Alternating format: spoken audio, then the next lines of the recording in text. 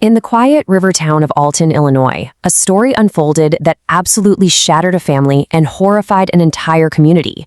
It's a tragedy that really shines a harsh light on some serious failures in how we address domestic violence and mental health. Today, we're diving into the heartbreaking case of Liese Dodd. Just listen to those words. Those are the raw, horrifying words from Liese Dodd's mother, Heidi, during her 911 call. They immediately tell you everything you need to know about the sheer brutality of the crime we're about to explore. So let's go back to June 9th, 2022. A mother, Heidi, is getting worried. She hasn't heard from her daughter in over 15 hours. So she does what any concerned parent would do. She drives to Liese's apartment in Alton to check on her. And what she found inside? It's every parent's absolute worst nightmare. Her daughter, Liese, who was just weeks away from giving birth, had been brutally murdered. The scene was so horrific, it led to that chilling 911 call that kicked off this whole investigation. And, this shock wasn't just limited to the family. Even seasoned police officers were just shaken to their core. The Alton Police Chief, Marcos Polito, he didn't mince words at all. He called the person responsible a savage monster, and the crime itself beyond reprehensible.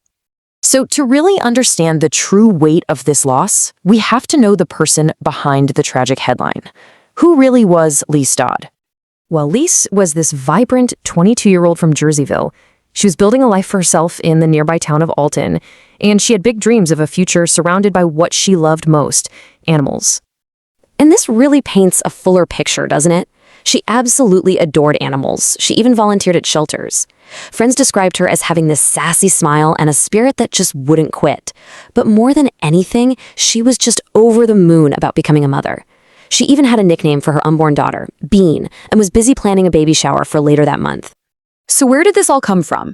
Well, this whole tragedy was preceded by a really volatile 2-year on-again, off-again relationship with a man named Duandria Holloway.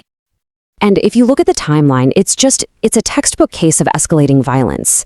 Her family literally begged her to leave, but the cycle of abuse can be so incredibly powerful. Look at this. There were documented injuries, hospital visits, and just 2 days before her death, she texted her mom about how much she was struggling.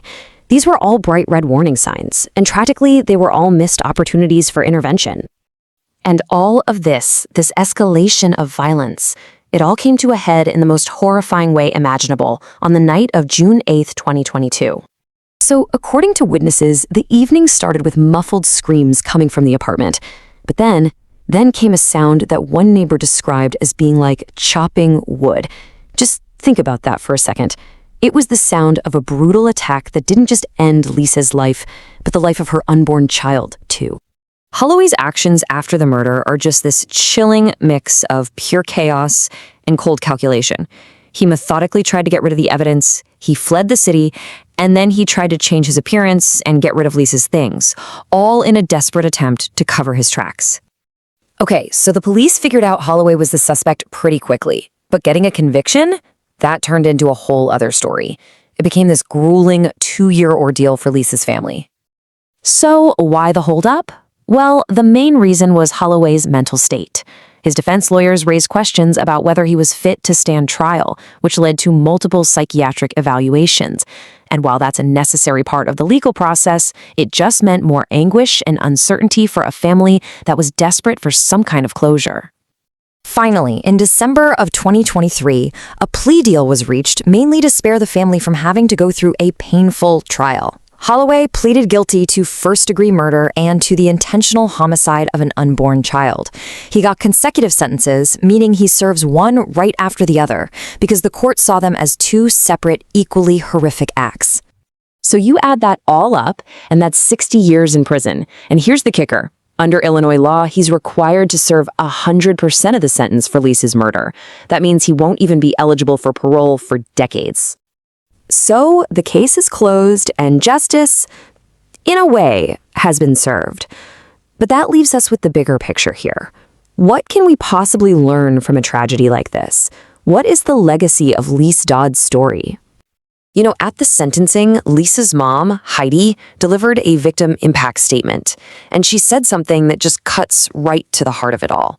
Her words are a powerful reminder that for the families of victims, the sentence never really ends. For them, it's a life sentence of grief. And that really brings us to the final crucial question, doesn't it? Liese Dodd's story is this tragic monument to the warning signs of domestic violence.